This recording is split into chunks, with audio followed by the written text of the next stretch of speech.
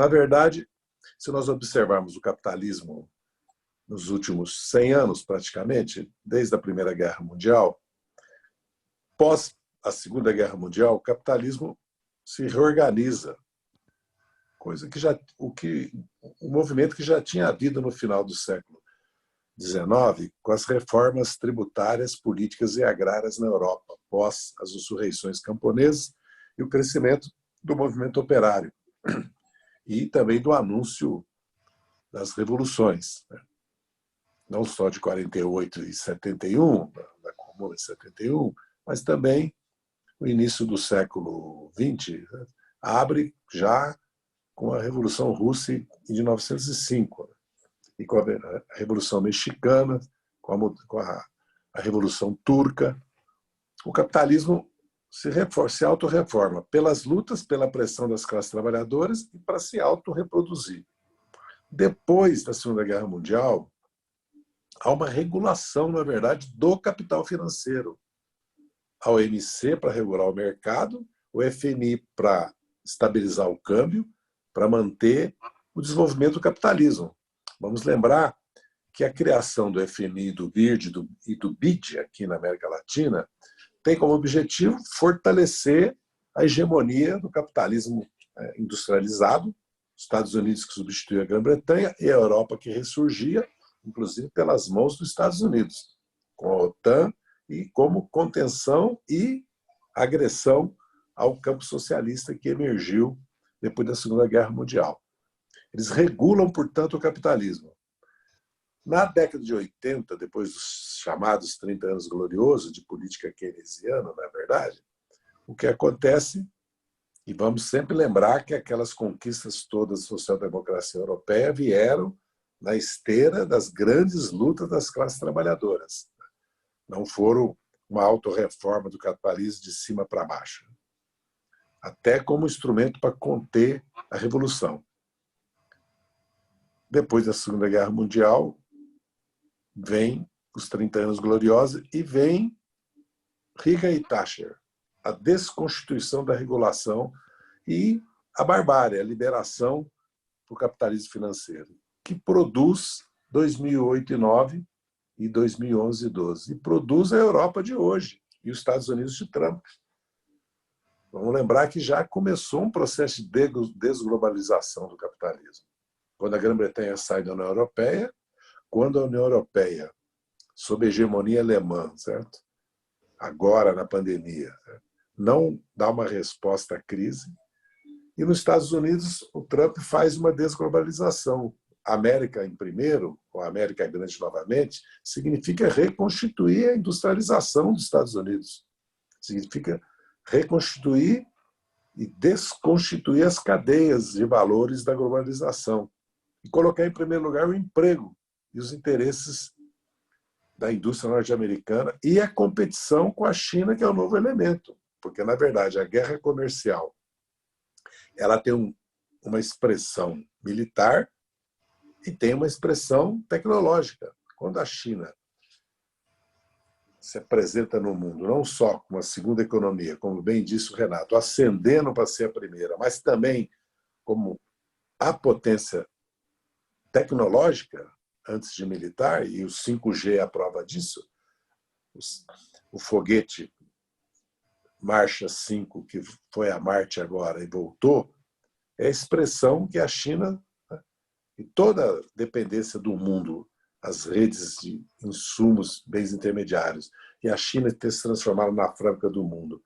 e a China ter praticamente se igualado, em certo sentido, aos Estados Unidos, revela que nós vamos viver um outro mundo. Qual será, agora, frente à crise que a pandemia agravou na Europa, e no caso do Brasil é evidente, né, da estagnação que a Europa vive, porque a Europa vive uma estagnação, seja porque acabou completamente o bônus demográfico, pelo contrário, a Europa tem déficit demográfico e precisa da imigração e não aceita a imigração, porque o capitalismo financeiro desconstituiu as classes trabalhadoras operárias, diminuiu a renda, aumentou a precarização, o desemprego, agravou como nunca a concentração de renda e estagnou a economia.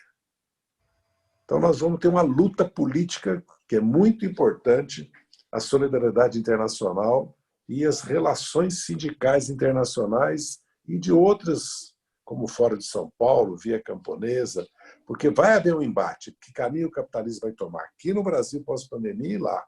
Isso que o Renato bem colocou. Qual será o papel do Estado? E qual será o papel da reforma do capitalismo das classes populares, das massas, das grandes classes trabalhadoras, que são, na verdade, a maioria dos povos do mundo. Eu coloco isso porque vai ter reflexo no Brasil. E o nosso país, foi bem lembrado pelo Renato, eu quero destacar isso, que o mundo hoje já é multipolar. O esforço do Bush, particularmente do Trump, para transformar de novo. Vamos lembrar que eles ocuparam o Afeganistão, o Iraque, a Líbia e iam ocupar a Síria.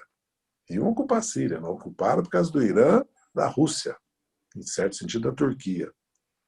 Mas o mundo hoje é outro. A Turquia é uma potência. Quando a Turquia manda tropas para a Síria e para a Líbia, ou ameaça de mandar para a Líbia, quando ela diz que tem interesses, é porque realmente ela tem interesses. Porque a Turquia é um pouco como o Brasil na América do Sul. Quando o Irã é uma potência regional, apesar de todo o bloqueio e agressão norte-americana. E quando a Rússia responde como respondeu às tentativas, já muitos anos atrás, da Geórgia de se miscuir nos assuntos internos na Chechênia e na Rodésia, e ocupou a capital da Geórgia, vamos lembrar disso, em 24 horas. E quando reanexa a Crimeia e barra a ofensiva da OTAN e ocidental para, na verdade, ocupar politicamente e economicamente a Ucrânia e coloca mísseis em Kaliningrado, depois da ameaça dos americanos e da OTAN de colocar mísseis na Polônia, mostra que há um outro poder no mundo, há outros poderes no mundo, como o da Índia. E o Brasil, na América do Sul, o Brasil é um país desenvolvido. O Brasil é um país rico. O Brasil tem pobreza e desigualdade porque é um dos países de maiores concentração da propriedade, da terra e da riqueza e da renda. Agora acabou de sair o dado da terra. O Brasil é um país de maior concentração. O Brasil tem pobreza, mas é rico, desenvolvido, tem base industrial. É uma potência científica. Se não a desenvolvemos, é outro problema. Aliás, o porta-voz do Lancet, que deu uma entrevista para a imprensa brasileira, para a televisão, para a imprensa brasileira em geral, sobre o editorial condenando o Bolsonaro, disse isso, que o Brasil era uma potência científica. E nós temos as duas variáveis mais importantes do mundo hoje. Nós temos um território que não tem inverno, que tem uma riqueza em terras férteis, água, clima inigualável. Temos a segurança alimentar, uma da agroindústria mais moderna do mundo, com todos os seus problemas, que é um capítulo à parte, ainda com a agricultura familiar potente. Temos a energia, não só hidráulica, como solar, eólica. Ainda temos a nuclear, porque nós enriquecemos urânio. E temos urânio no nosso território. Então, nós somos uma potência. Estávamos integrando a América Latina, politicamente com a Unasul e economicamente com a exportação de capital, tecnologia e serviços, que foi o objetivo da Lava Jato, desconstituir. E desconstituir um dos grandes instrumentos que o Brasil tem. Por que a ofensiva golpista no Brasil e das reformas ultraliberais do Guedes, tardias, que acabaram de não dar certo na Colômbia, que o povo se levantou, no Equador e no Chile, teve que chamar as Forças Armadas no Chile e no Equador, mesmo assim não conteve, a luta continua. E na Colômbia não o fizeram porque vira guerra civil. Um golpe no Equador, legal, constitucional, mas o presidente, quando dissolveu o parlamento, que a Constituição permite, não disse: dissolvo o parlamento porque a Constituição me dá esse direito, convoca eleições para 90 dias, me diz, porque tenho apoio de los mandos militares, e pôs o exército na rua. E o golpe militar na Bolívia. Golpe militar. O exército exigiu a renúncia e a polícia militar executou o golpe. A vitória no México, a vitória na Argentina, o empate no Uruguai, mostra que nós temos força, os levantes populares. E no Brasil, a realidade é que essa ofensiva golpista que veio na esteira da Lava Jato visa o quê? Desconstituir o Estado Nacional, muito bem colocado pelo nosso Renato Rabelo. Por quê? Porque o Brasil é um dos poucos países da nossa América e no mundo que tem instrumentos que permitem o desenvolvimento autônomo e soberano. Daí ser mais criminosa a relação bem e corretamente denunciada, com indignação pelo Renato, de submissão à alienação da nossa soberania aos Estados Unidos.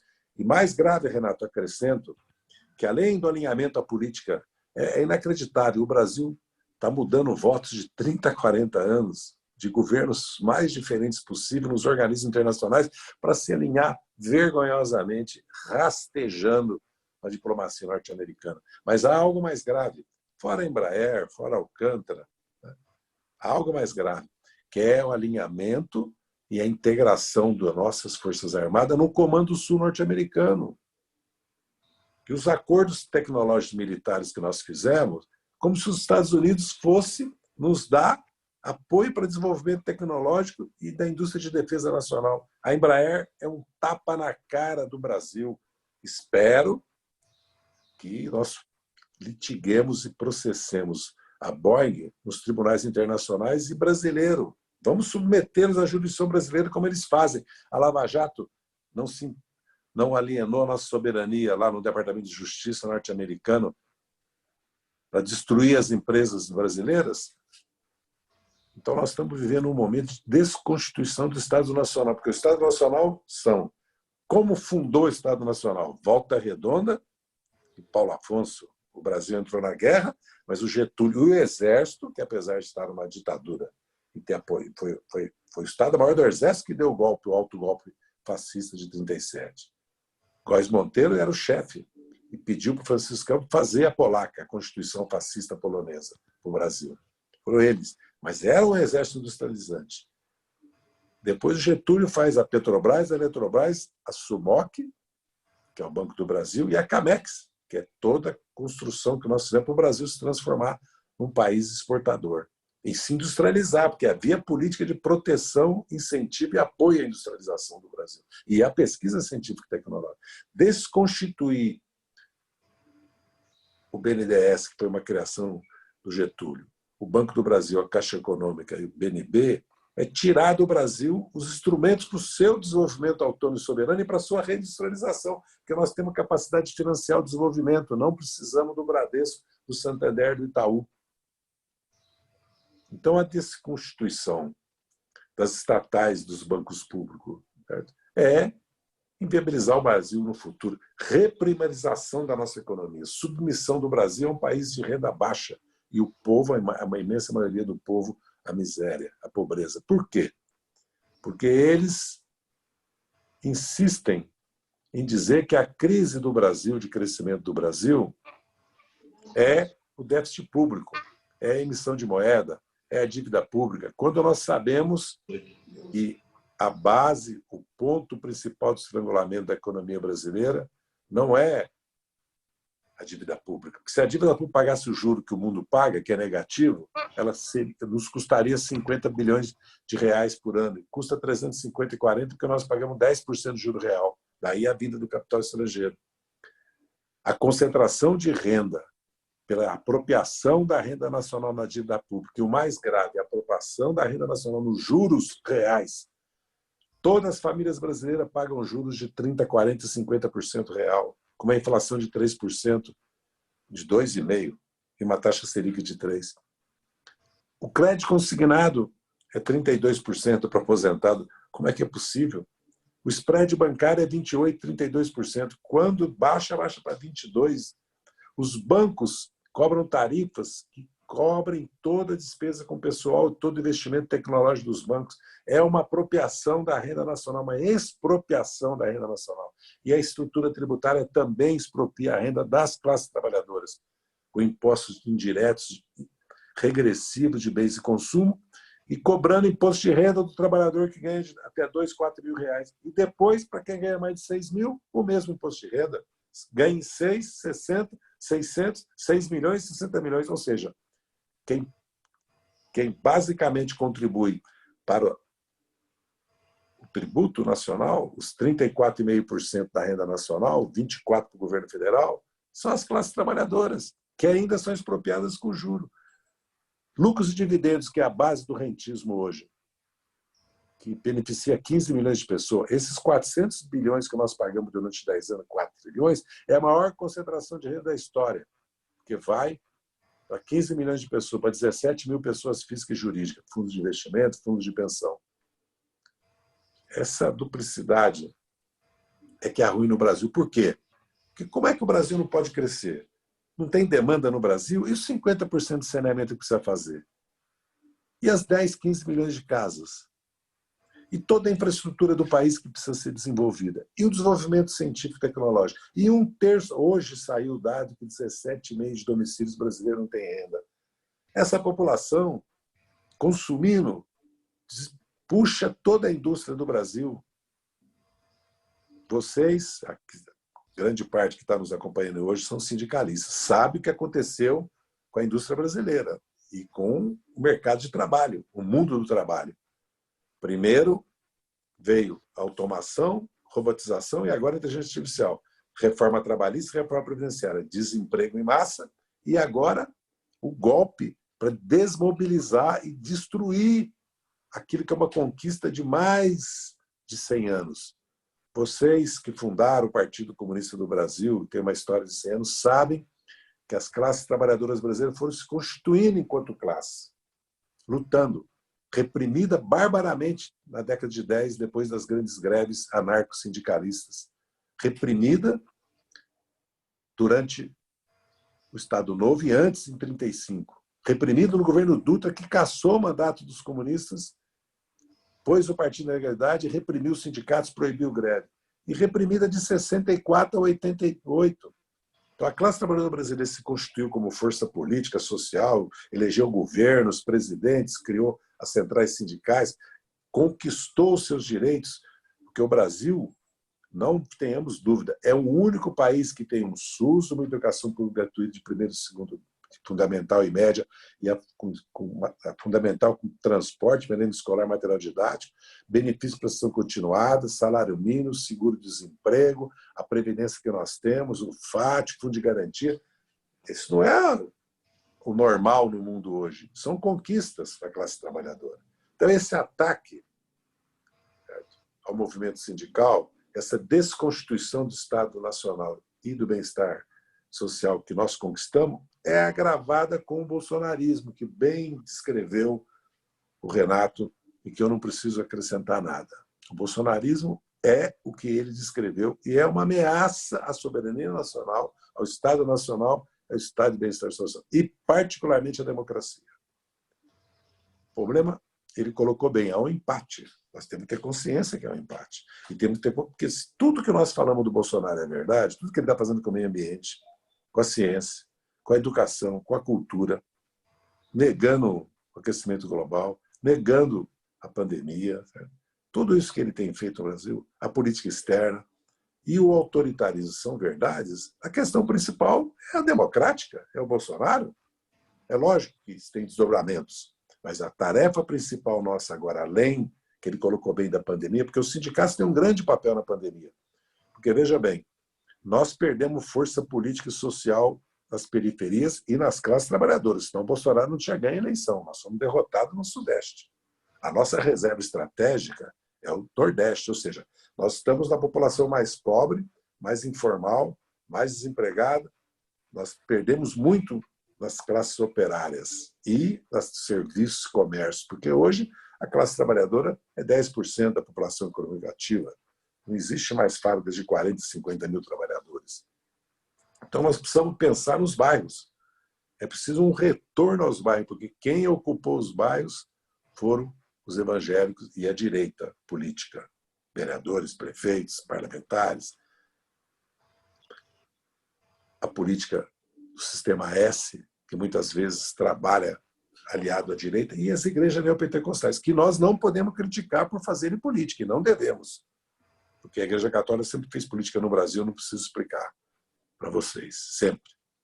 Antes com a direita, 64, depois com as pastorais, Sébio, a libertação, que João Paulo II reprimiu e retrocedeu com as consequências da ocupação das igrejas neopentecostais, que estão ao lado do povo, ao lado do filho drogado para levar numa clínica, ao lado do desempregado, ao lado do que está falindo, ao lado da família que está com conflitos, porque eles são da solidariedade, fazem uma ação política e social. E tem os partidos deles e a luta política deles. Então, nós temos que voltar para os bairros. E agora, na solidariedade social, é grande tarefa dos sindicatos, como do MST, da CONTAG, de todas as forças políticas, das ONGs, dos nossos partidos, voltar para os bairros.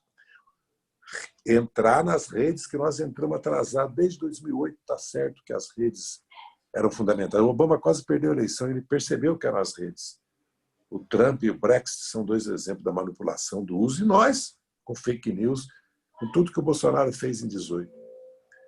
E nós precisamos formar quadros novos. Isso que nós fazemos diariamente agora, pelas redes, tem que ser a educação, a formação de lideranças novas tem que ser fundamental. E a unidade.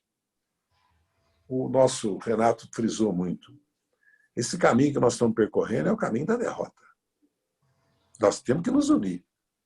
É importantíssima a unidade nossa na Câmara dos Deputados, importante essas ações que as centrais sindicais começaram a realizar, importantíssimo a ação das fundações do nosso partido, importante o manifesto pela renúncia, assinado pelo Dino, pelo Boulos, pelo Ciro Gomes e pelo Fernando Haddad, pelos partidos também.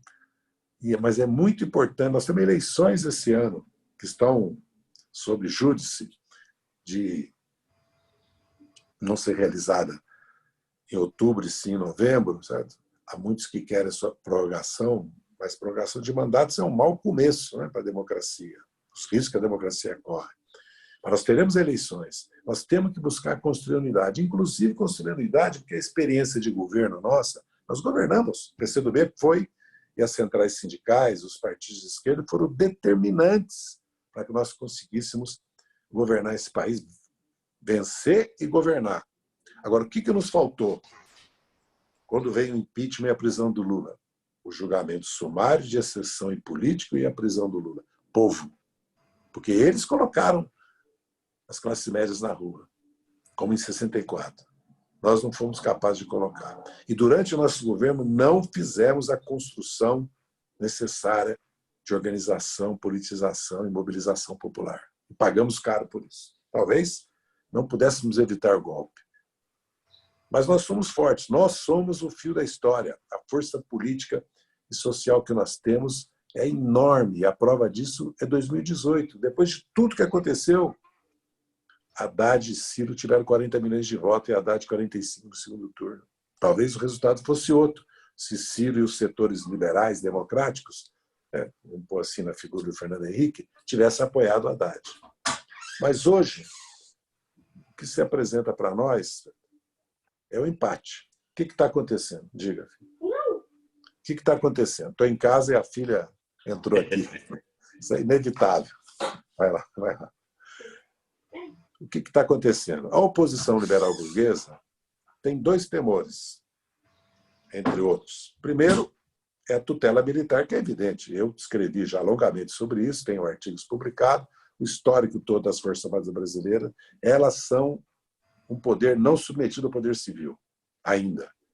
Tanto porque não há presidente da República que participe das promoções e nem da vida interna das Forças Armadas, inclusive dos currículos das escolas. E infelizmente, introduzimos na Constituinte garantia da lei da ordem, que é um instrumento à disposição do autogolpe. Toda a história das Forças Armadas, que vocês conhecem tão bem quanto eu, é de intervenção na República, no Floriano, na Armada, os tenentes, 30, 32, 35, 37, 37 a 45, ditadura, 64, 84, 88, ditadura, 85, ditadura. Mais. Tentativa de golpe 55, só evitada porque o Lott deu um contra-golpe, você dividiu o exército. Tentativa de golpe 61, só evitada porque o Brizola armou o povo, tinha brigada militar e dividiu o terceiro exército.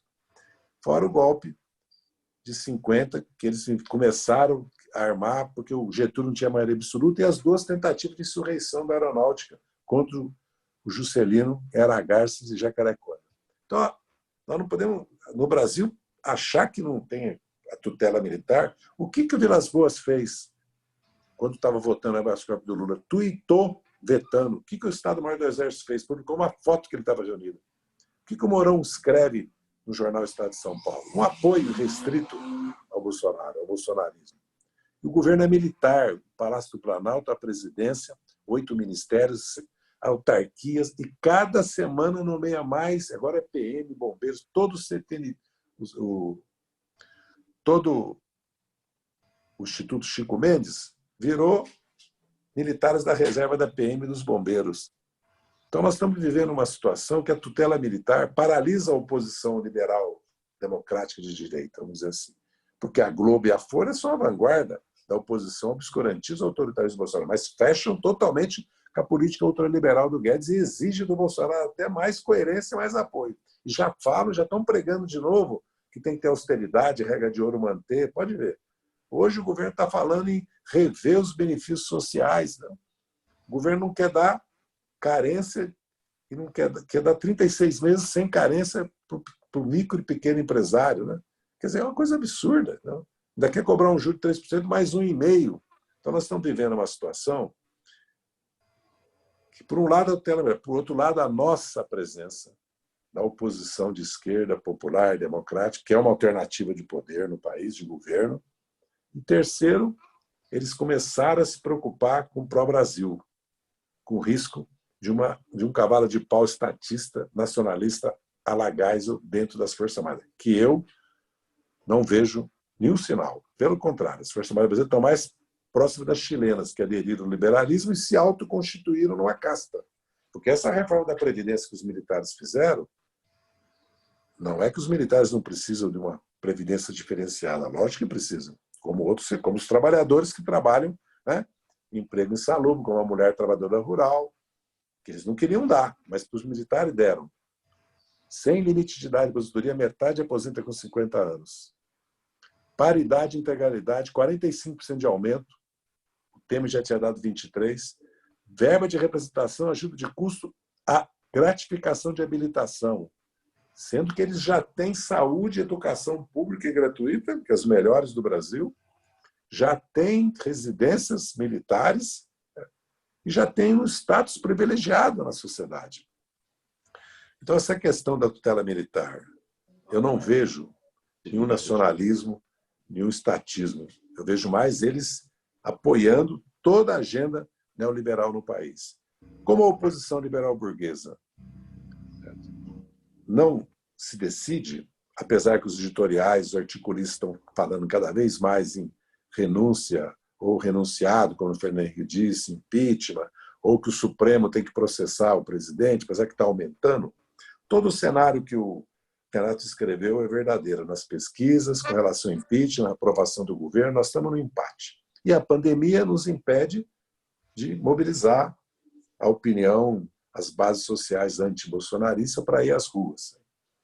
Portanto, a hora é de unidade das forças políticas democráticas numa frente democrática contra Bolsonaro. E unidade das forças de esquerda para construir uma alternativa em 22.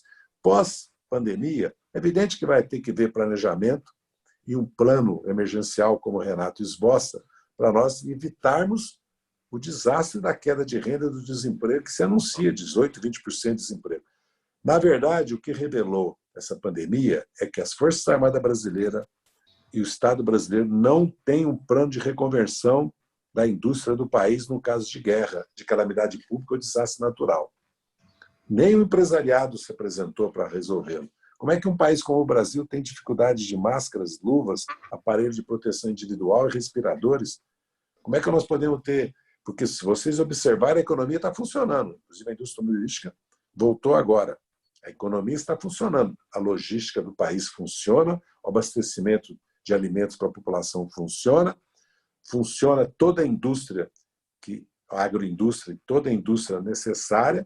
As indústrias caíram, é verdade, de produção, porque nós temos uma queda com a pandemia e com a necessidade do isolamento, uma queda nas atividades. Mas o país funciona, não tem esse caos Ele está provocando, querendo provocar o caos, ao não dar o crédito para a empresa, a não fazer o deferimento dos impostos, a não dar a renda para o trabalhador desempregado ou que não consegue trabalhar agora porque é autônomo, é informal, é de aplicativo. É o governo que está, do Bolsonaro que está promovendo e ainda atacando os governadores e inviabilizando a ação dos governadores, muitas vezes dos prefeitos. Então, nós vivemos Tem mais 10 minutos, Zé. Nós vivemos um momento que não há alternativa. O fora Bolsonaro e o impeachment é um imperativo moral e uma responsabilidade política nossa, porque ele vai levar o Brasil a uma tragédia. Mas, ao mesmo tempo, é uma construção, como muito bem disse, e que eu tenho dito, inclusive, dentro do PT, disse o Renato. Nós não podemos simplesmente o PT e o PCdoB ir lá e apresentar o impeachment. Não se trata de que nós somos pelo fora Bolsonaro, ninguém tem dúvida. O problema é como criar as condições políticas e sociais para isso. Porque o que está havendo agora é que o Bolsonaro está protegendo a família dele.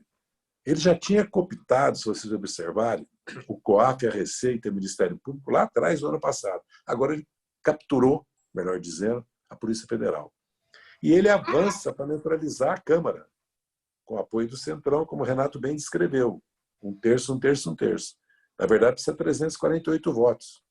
E no Supremo ele está na expectativa da presidência do Luiz Fux e da indicação do ministro que vai substituir o decano Celso de Mello, que depende da aprovação do Senado. E depois, o ano que vem, da substituição do ministro Marco Aurélio Mello, que também cai na expulsória, 75 anos. Então, ele também está olhando e ele está fazendo isso que o Renato bem disse, está mobilizando. Não vamos subestimar as relações do bolsonarismo com as PMs, com os estados maiores de PM, com as empresas de segurança no Brasil todo, que são de oficiais da reserva da PM, com as milícias bolsonarianas que estão aí na frente do Supremo e se manifestando. Mas também vamos olhar que cada dia são menos manifestantes.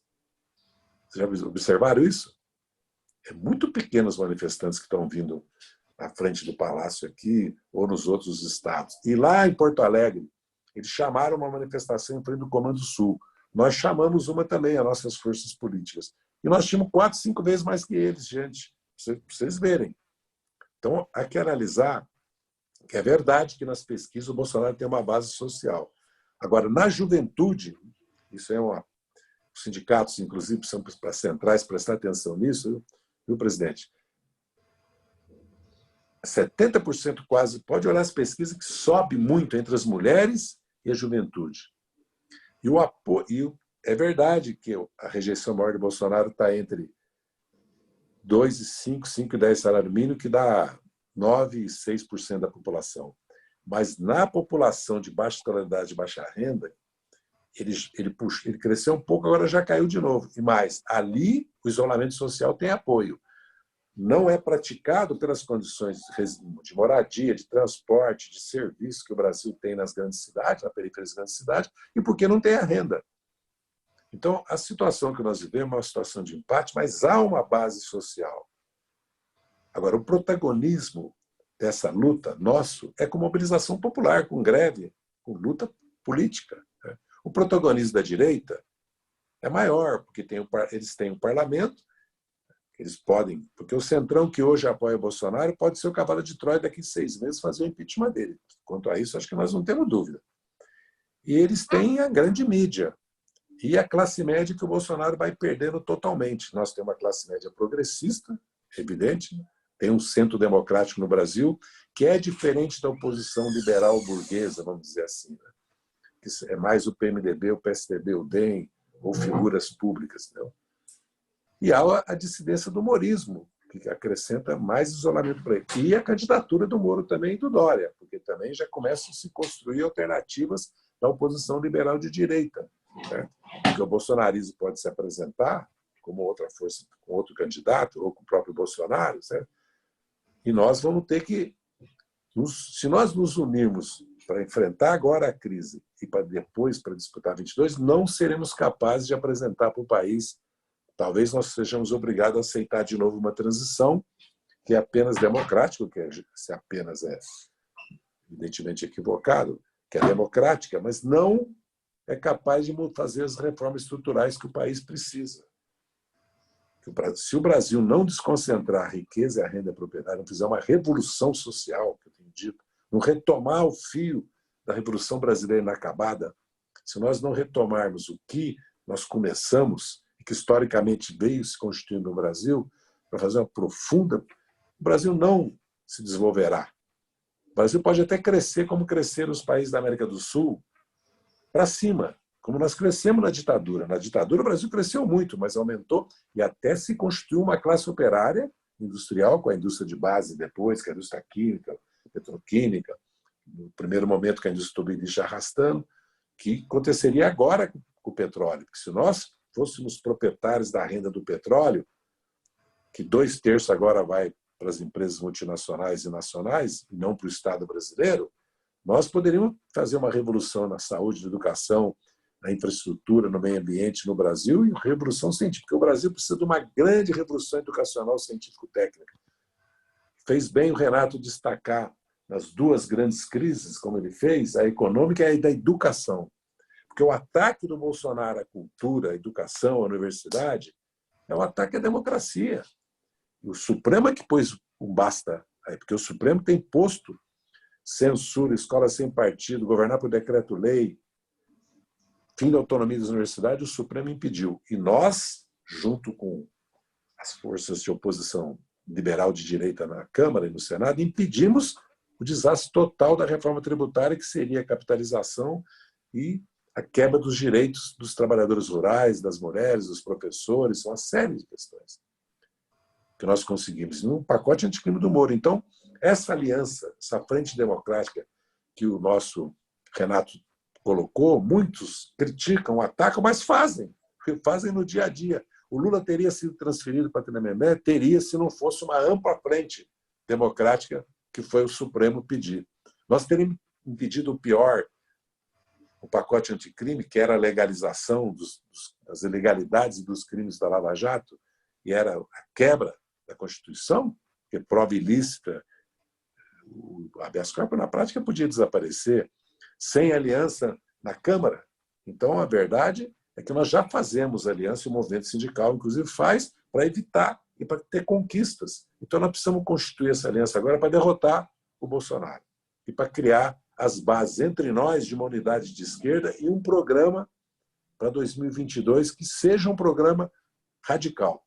Não há outra expressão. O mundo vai entrar numa crise e disputa de hegemonia, disputa de projetos e de direções.